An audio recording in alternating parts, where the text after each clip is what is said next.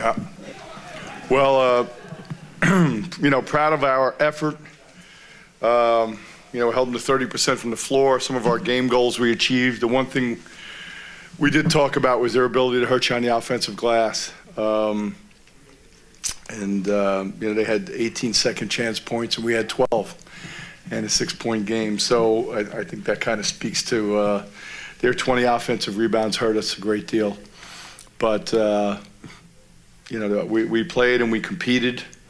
And I think a couple of the guys were gassed. Zengfelder was gassed. And also, you're a freshman and go meet Mr. Graham. There's a reason why he's such a good player, Travion. He did a great job for them, and as Melvin did. So, their veterans really stepped up and did a good job, as our one senior did here, Brian.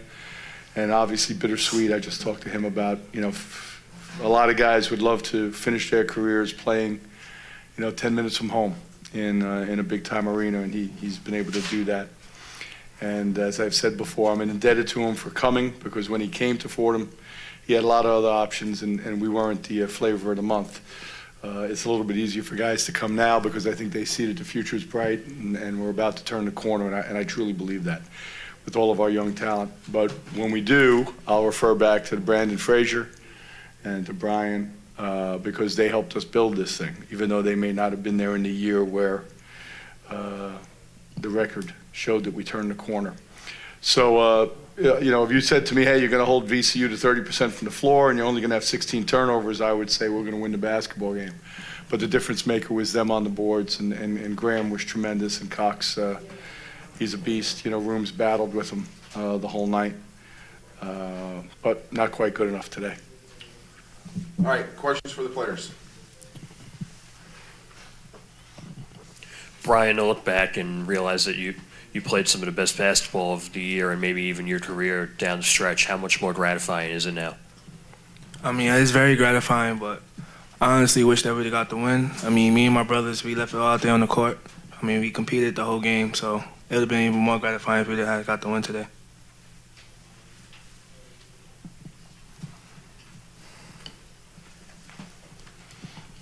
Mandel, you take over the point guard spot about a month ago. Just how much have you matured at that position, and how excited are you to get better at point guard when you start your season, your senior season next year? It's helped me mature a lot. I got to be more of a vocal leader on the court, and that's for next year. I'm gonna be the senior like Brian Smith was this year, so I think it'll help me be a better leader on and off the court, and to work on my skills as a point guard. The next level, I think I'm gonna be a point guard, not a shooting guard. So I think that's one of the reasons coach made me put me at a point guard position. So I think it's helped me be a better vocal leader. Anyone else for players? Brian, you heard what Coach said about this program turning the corner. A year from now, when you turn on the TV and see Fordham basketball, 3 years from now, 5 years from now, what will Fordham basketball be? I think Fordham's going to be a great team. We headed in the right direction. All the young talent, you got Canty coming back, you got Ryan, Rooms, and Mandel for their senior seasons. It's going to be a great year next year, I'm pretty sure. Paul? For both players, it looked like in the second half, the strategy seemed to be take the ball out front, penetrate, try to get a shot in the paint. You seemed to penetrate okay. What happened once you got inside? We wanted to drive the ball, force the bigs to guard. If we ain't got a layup, pump fake, get into their bodies, get some fouls, or kick out for a 3. That's our best offense, so that's what we try to do. Yeah, we just had to stay aggressive, especially against a team like them that presses all game.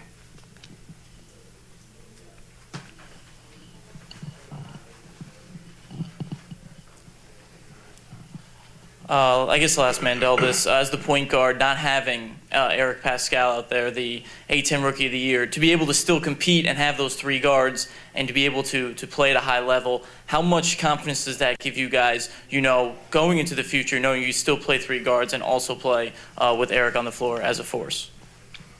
I think it gives our team a whole lot of confidence. As you say, he's Rookie of the Year. It also gives other people on the team to step up. So to see us in a close game like that with one of the top teams in the country, and we competed the whole game, it gives us a lot of confidence. Hey, Brian, Why did you believe in Fordham basketball when you came here, and why do you still believe in them going forward as a program that's going to turn the corner? I believed in Fordham because when I was getting recruited here, it was just a bunch of honesty. Like the head coaches and the assistant coaches, they was very honest with me. They told me that right now Fordham basketball is in the best of state. They told me in the future we're going to come here and turn the corner with me and Brandon and everybody else that was here at the time. But as you can see, we headed in the right direction with all the young talent, and you got everybody else that's coming seniors for next year.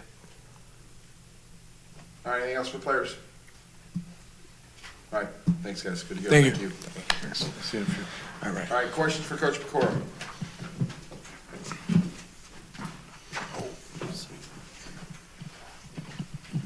Hey, Coach. Manny was one of your big contributors tonight, down low, playing defense, shooting the ball from the outside. He went through a stretch this year where he didn't play for 6-7 games, and now to see him be a huge contributor for you guys in the second round of the A-10 tournament, what does the future you think look like for him? I think it's great. You know, he's playing with a broken heart, too. His aunt, who is basically a second mother to him, passed away Sunday evening, 37 years old. She had a sudden heart attack, and so it's been an emotional week for the guys and for him. And, you know, those are the things people don't see, you know, as a coach and as a teammate and as an assistant coach that you deal with. But from a basketball standpoint, you know, Manny's always had great talent. It's just a matter of his maturation process, you know. But I'm very pleased with the way he's played the last couple of weeks. He's really responded. I had a meeting with him probably 3 weeks ago and just talked to him about his maturity level in preparing, and not even preparing for games, but I'm talking about preparing for practice every day, you know, and that's what young guys, they don't realize how intense practice is going to be. And then, you know, you're going to get what you earn, not what you want. You know, you're going to get what you deserve, and if he has a good practice, you're going to get minutes. Well, he's been playing well in practice, and in turn, he's gotten some minutes, and I thought he's responded. So I'm excited about him. He's a freshman. You know, he's big and long. He can make threes. He always gets a couple block shots because of his timing. So, you know, I think he's going to have a big spring, summer, and fall, and he's going to be a major contributor next year. Coach, you were talking about, you know, turning the corner. Was this the type of game where you can see that growth of this team and a lot of these young players? Yeah, and I mean, look, earlier in the year, you know, people no more wins and losses rather and all that nonsense. When you're building a program, there's stages of winning. And, you know, one of the things that we did this year that we've never done, and I don't think it's been done for quite a while up to Rose Hill, is we didn't get blown out of many games in the A-10. We lost a lot of games that we were in right down to the nitty-gritty. You know, as I said, I believe yesterday, we lose to Rhodey by 1 possession 2 times. Well, Rhodey's one of the premier teams in this league. We go to Richmond and lose by 3. And, you know, they always say if you lose by less than 5, it's the coach's fault, you know, so I'll take it. But I could see the talent, and I could see them moving in that direction. And that allowed us to have the ability to close out a game at Mason. And then to win another game like last night. I mean, look, Mason, you know, like I said yesterday, I have a long history with Mason, but we've been able to, I don't think we've lost to Mason since they've been in the league. So I can see it coming. I can feel it coming. And then when you have these 2 bookends, and, you know, they're puppies, you know. They're 18 years, 19 years old, him and Christian, Eric and Christian. And you're going to be locked up at that 3 and 4 spot. And then you got Rooms and Canty, who's now practicing with us and been playing great in practice. And they'll compete at the 5 spot. And you got Mandel back at the point. Guys will see what we can get out of the shooting guard position next year with various guys. So I feel really good about this team. I'm excited. Tom, when you played them in January, 28 turnovers, plus they had Weber. A lot different this time around. They'll cut it down to 16, plus he wasn't in the lineup. Did you see that you made the adjustment on your end to help combat them a little more in their pressure? Well, a little bit of both. Look, Weber's a dynamic player. I hugged him at the end. Yeah, he's poor kid's on the crutches, and I told him how hard I was rooting for him and get himself healthy, and he go play a lot of professional basketball on some level. So he's a tough kid not to root for because of the intensity and the way he carries himself. I'm a big fan of Briante Weber. But I think moving Mandel to the point helped us a great deal because we were playing with 2 freshman point guards early in the year, and that became an issue. I'm not easy to play for if you're a point guard because there's a lot of demands on it. It's like being, in my opinion, it's being college quarterback, and I've had some great ones, so the bar's been set pretty high. I think Mandel's really done a good job. Against them today, he made a couple mistakes that a veteran point guard wouldn't make, and I think this time next year he won't. Turned his back to the basket and had a turnover late in the game and a couple other minor plays like that. But I just feel good about it. I'm bummed I'm not going to practice tomorrow. And there's a lot of guys who, are like, damn, thank God that's over. Trust me, I've been doing this a long time. There's a lot of coaches that are like, hey, man, I couldn't wait till my season ended. I do not feel that way. I feel I'll be lost tomorrow from 11 to 1:30. I asked Brian the same thing, to have him play some of his best basketball of his career down the Yeah. stretch as his career winds down. How much more gratifying is it for you to have watched him grow over 4 years? It's been great. Like I said, I love him. His father's an alum. His dad didn't play ball at Fordham, but he's a class of 81. Big-time family, classy family. Went to Midwood High School. I saw him score 67 points in a high school game. I kidded him his freshman year. I said, you didn't have 67 all year, kid. And we used to laugh about it. But no matter what, he stayed steady. He's just legit in so many ways. And when he has bad games, he feels it. When it's a family thing. He feels the pain. And like I said, he had a lot of opportunities, and he believed in all of us at Fordham. And I don't think he has one regret. And as I've said, more than once, what we tell kids when we recruit them is this is not about 4 years, it's about 40 years. And if you come to Fordham, you will be hooked up the rest of your life because you're going to have a Fordham degree. And I cannot tell you, I've been at 7 universities. The alumni base at Fordham University is so impressive. The way they take care of their own, and kids get a wonderful education, so when they come out, they're prepared to be successful whenever they're done playing ball, and he's going to be big time. They both are. You can see that. I've been in press conferences with teams over the years, and you're just like cringing, worried about what they're going to say, and that doesn't happen with our guys. They're good men of Fordham. Back here. Hi, Tom. Hey. Against George Washington at Rose Hill, a long time ago. Yeah, You refresh me. questioned the preparation of your team, but there would seem to be almost a 180 degree change in kind of your team's attitude and body language in February. Mm-hmm. And could you pretty much equate that to having a point guard like Thomas finally kind of take the reins and take the team over? Well, I think the maturation process, even though they're not playing, we have 7 freshmen.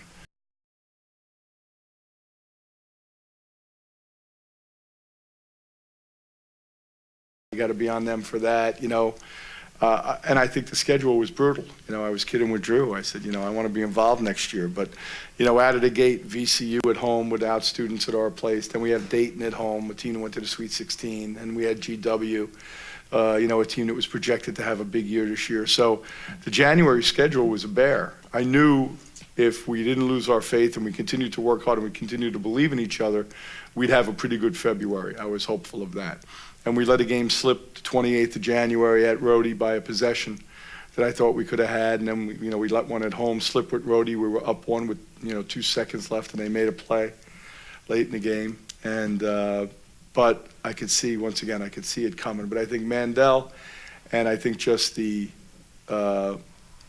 incoming tide, the positive effect of Ryan Rooms working hard every day and Christian Zengfelder. For a freshman, he became a force every day in practice because if he didn't play hard, he'd hurt you. He was playing so darn hard, diving on the floor, and it's contagious. And then obviously Eric, will do things at times where we'll all just look at each other in the gym and say, wow, did he really just do that? So I think it all just started to build, and it really has to do with maturation. And then the other thing is usually in February, they stop listening to me, so we usually play a lot better in February. Paul. Coach, today's game, we could talk a bit about your strategy in the second half. It seemed to be bring your guards out, let them penetrate, and make something happen. I don't know if you play that way all the time or not, if that was just against VCU. And Yeah. second part is Melvin Johnson has been struggling with his shooting. He got it back today. I'm sure you would have hoped he would have continued to Yeah, I struggle. want him to get it back tomorrow. man, Right. if it was possible. Did you know that at some point he was going to get it back? Yeah, and he got really wide open. The term we use is if we're Xing someone, that means we're going to stay close enough to him where he doesn't get any looks. And Melvin is an automatic X, and we obviously didn't do a great job of that because he was 4 of 7 from 3. And especially that one down the end there. He was wide open when we were sprinting back into our zone. The tempo of the game was good. I liked the tempo. I wanted the game to be in the 60s. If this game's in the 80s, no good for us. So I didn't mind us taking some time off the clock, getting it up the floor, and then, running an ISO cut late in the game and spreading them out defensively. One of the things that's difficult, they're so good and unpredictable at their we call them blitz packages, the way that they double team the basketball. It can be dictated by a player, it can be dictated by a location on the floor, it can be dictated by a number of passes, it can be dictated by movement, ball screen, dribble, handoff, all those things. So by spacing the floor, their slides to come blitz you are longer. It gives you a little bit more time and better time to react. And then when you run a high ball screen today, they were switching them. So when they do that, I like the idea of our guards driving it on their bigs, even though they're very big and very agile.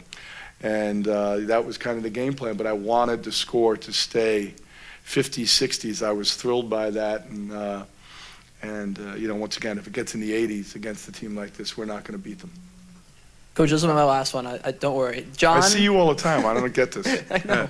John, when he hit that 25-foot three, Yeah. and then he came back and blocked the shot, and then he just screamed at the basket sanction. Have you ever seen that out of him? And I've seen him scream a lot. I mean, that intensity. I didn't notice that he screamed at the basket sanction, But, yeah, I mean, look, John can be a very competitive kid, and I think that this is the right environment for him to do that. And we obviously needed him to make some shots today, and I thought he did a good job, not only making a couple threes, but, penetrating and drawing. When we were having a hard time there in the first half, there was a stretch where nobody was getting to the rim except him. And by doing that, those are kind of like body blows, they soften up the defense a little bit. So I thought he did a good job. All right, last question. Coach, for how many years I've talked to you in post-game press conference looking for the third scorer. Today you had 4 in double figures. Do you think now the conference will finally know that you have pieces now, and now you may have 3, 4 guys, and people are starting to take notice that Fordham's now on the rise and you're going to be a lot better? Yeah, I mean, I don't worry about that stuff, quite honestly. I mean, that's great. I think that if you looked at this team and you didn't think that there was a bright future, you'd be crazy because of the youth and the enthusiasm and the veterans that are coming back, and then the addition of Ryan Canty. So, yeah, but, once again, coach, first of all, what's happened in college basketball, the conferences are so damn big, I don't know who other guys are recruiting. I don't know who comes in. So when they tell us to do these polls, I kind of go to Joe DeBarry, and I'm like, all right, Joe, help me with this. I mean, yeah. Well, I was going to say I call Lenny Robbins, but you're a pro guy now. It's a big mistake. But, like this year, I saw Davidson at 12, and I just started to laugh my ass off because I worked for Bob McKillop. And I didn't think they'd win the league, but I knew they weren't coming in 12th. So, there's just too many teams to know and keep track. And, there was a story a few years ago, one of the guys in our league and saw Paul Hewitt on the road, and he said, what conference are you in now? And he said, yours. Because as coaches, we can't always keep track with teams coming and going and who's with who. So, yeah, look, I think we're going to be fine. And, I feel lucky to work at Fordham, to work at a university that's got the academic reputation. That's what brought me there. I thought the combination of the athletics in the A-10 and the academics could make it a special place if they were patient. And they have been patient. And I think they know we're going to turn the corner here. And it's going to be exciting. It's going to be exciting when it happens. And, I'm a New York guy, man. I'm not going anywhere. So I'm thrilled to still be here in the 5 boroughs and see all my friends here. Cool. Thank you all very much. We appreciate everything.